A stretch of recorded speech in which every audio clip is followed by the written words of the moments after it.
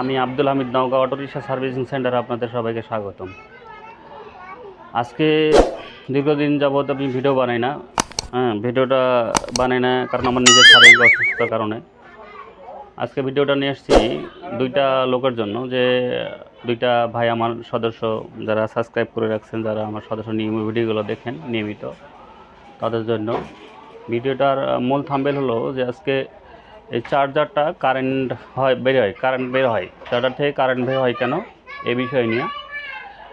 আর charger সম্পর্কে আরেকটা ভাই কমেন্ট করেছে যে আসলে ইজি বাইক যাকে বলে মানে টমটম, কেউ বলে ইজি বাইক, কেউ টমটম, এই টমটমের করে অ্যালুমিনিয়াম কতখানি তার লাগে আর তামা কতটুকু লাগে।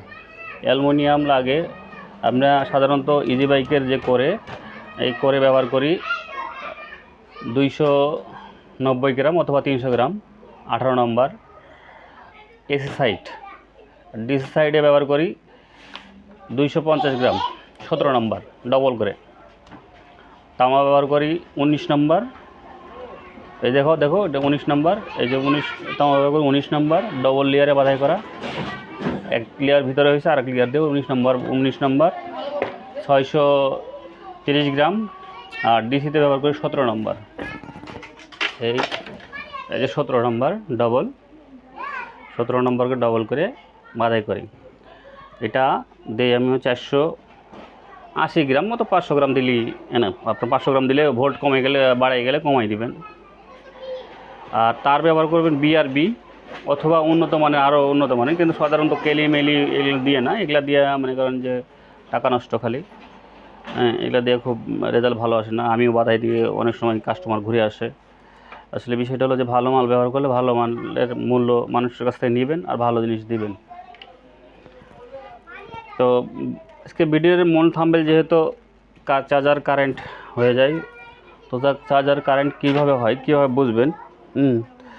আসলে এক ভাই 7 তারের ওয়ার্লিং চেয়েছেন, 7 তার আসলে চায়না চেয়েছেন কি 7 তার করে চেয়েছেন, যেটা ভেঙে বলেন নাই। আপনি যদি ভেঙে বলেন তাহলে হয়তো বা নেক্সট ভিডিওতে ভিডিও দিব। আপনারা যারা কাজ শিখতেছেন, আমার কাছে কাজ শেখার জন্য মানে ভিডিওগুলো দেখেন, আমি শেখার জন্যই কাজগুলো দিই।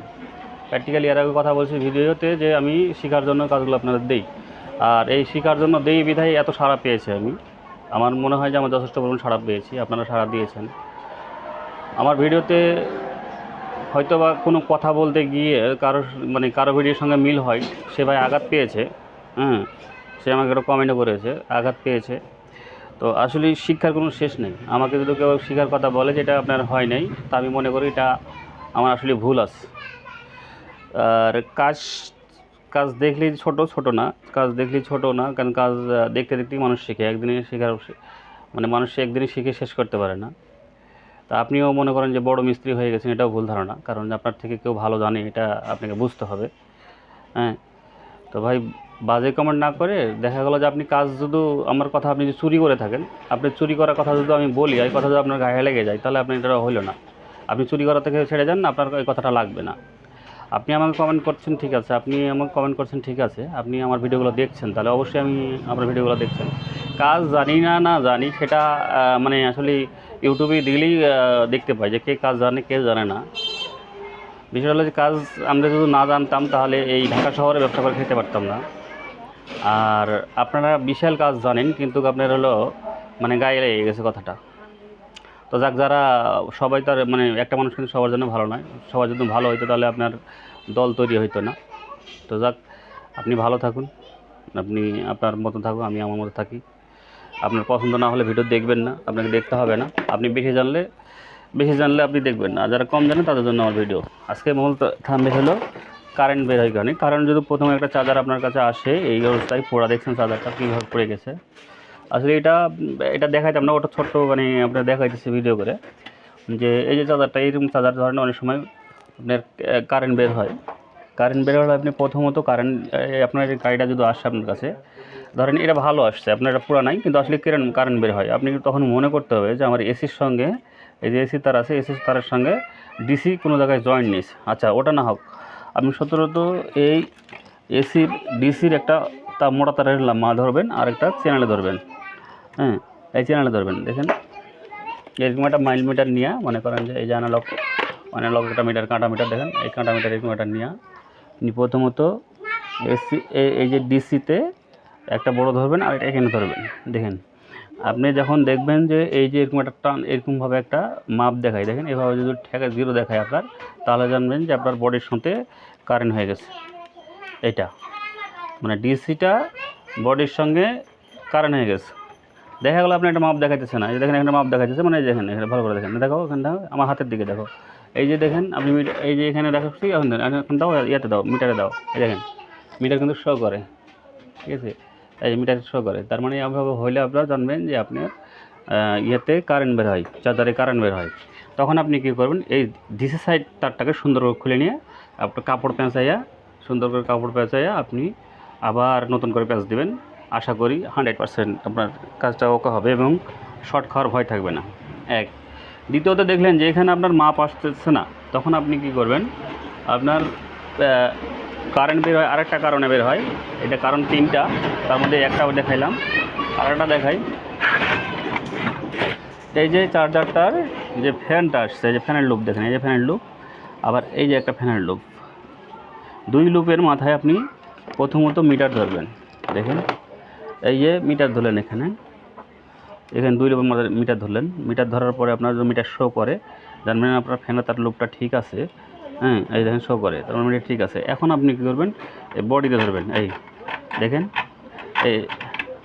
এই যে আপনার হলো এই যে বডি, দেখেন এই যে বডি, তার মানে এখানে আপনার এখানেও বডি হয়ে আছে। তাহলে এই জিনিসটা যদি এখানে বডি হয়ে থাকে, দেখেন এই যে ট্রানজিস্টারের মাথা দিয়ে একদম বডিতে নিয়ে গেছে, তাহলে এটা আপনি হাত দিলে সরাসরি শর্ট করবে, আপনি সরাসরি শর্ট করবে, মানে মানুষ মরে যাবে।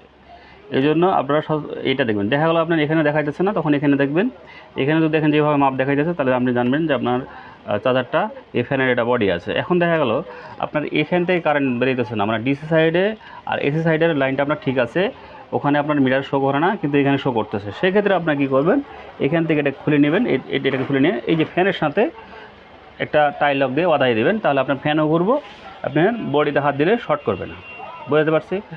আসলে ভিডিওটা এই যে দেখেন, এই ভিডিওটার মূল থাম্বনেল আজকে হলো যে বডিতে কারেন্ট করেন কেন। আসলে আপনারা ছোট ছোট ভিডিওগুলো দেখে অনেকগুলো কাজ শিখতে পারবেন, আসলে হয়তো অন্য কোনো ভিডিওতে দেয় না, আপনার বোঝাই যায় না। আপনি একটা জিনিস হলো যে ফ্যানের লুপ যদি আপনার বডি হয়ে থাকে, তাহলে আপনি বুঝতে পারবেন না। আপনি কী করে সার্কিট পাল্টাই দেয়, সার্কিট পাল্টাই দিয়ে কোনো কাজ হবে না। এই সার্কিটটার কাজ হলো এসিকে ডিসি করা। এখানে কারেন্ট বেরোর কোনো কারণই নেই। এখান দিয়ে এইটা অনেকজন ভুল করে এটা পাল্টাই দেয় বা এটা হলো, এটা ভুল করে পাল্টাই কোনো লাভই নেই। এখান দিয়ে কোনো কারেন্ট বের হয় না। এটা স্রেফ যখন আপনি কারেন্ট বডি থেকে কারেন্ট দেখা দেবে, তখন কারেন্ট শো করলে তখন আপনার কারেন্ট বের হবে। তারা এখানে কারেন্ট বের হবে না। এখানে যে এই যে আমরা 52 ভোল্ট বা 49 ভোল্ট যেটা ডিসিতে নেই, এসি তৈরি করে নেই, এটা নেওয়ার পরে এখানে যেটা দেয়, এটা দিয়ে কারেন্ট কিন্তু বের হয় না। এখান থেকে ডিসি করে আপনার ভোল্ট বের হয়। তো আসলে অনেকজন বোঝে না, তখন এটা পাল্টাই দিলে বলে কারেন্ট করা বন্ধ হয়। আসলে ওটা না, কারেন্টের মূল কারণ হলো যে আপনার ডিসি তার সঙ্গে এসি তার লেগে গেলে এই যে আপনার চ্যানেলের সঙ্গে এটা শো করবে। হ্যাঁ, 1 নম্বর কাজ হলো এখানে শো করবে। তাহলে আপনি জানবেন যে আপনার মিটারটা হালকা এই পর্যন্ত উঠলেও মনে করবেন যে আপনার এটা বডি শো করতেছে। তাহলে এখানে আপনি যে কোনো জায়গায় এক জায়গায় দেখবেন যে ভালো করে যদি ছোটো কাজ হয়, ছোট্ট হয়, তাহলে সুন্দর করে এগুলো তুলবেন। তোলার পরে দেখবেন, দেখার পরে আপনি এভাবে দেখবেন, দেখার পরে আপনি ওই জায়গাটাকে একটু খুলে নিয়ে আবার একটা মাস্কিং টেপটা সাইড দিয়ে আবার সেটিং করে দিলে আশা করি আপনার চার্জারটা 100% ওকে হবে। দ্বিতীয় স্টেপে আপনাকে আবার বলছি, দ্বিতীয় স্টেপে কাজ হলো যখন দেখবেন এখানে আপনার এখানে দেওয়ার পর বডিতে শো করতেছে। হ্যাঁ, তাহলে আপনার মনে করবেন যে আপনার এই লুপটা আপনার এটা এখন দিয়ে দিচ্ছি, কারেন্ট হয়ে গেছে। তাহলে এটা এখন কী করবেন, দেখা গেলো যে আপনার ওই সাইডে কারেন্ট বেরোইতেছে না। হ্যাঁ, ওই সাইডে কারেন্ট বেরোইতেছে না।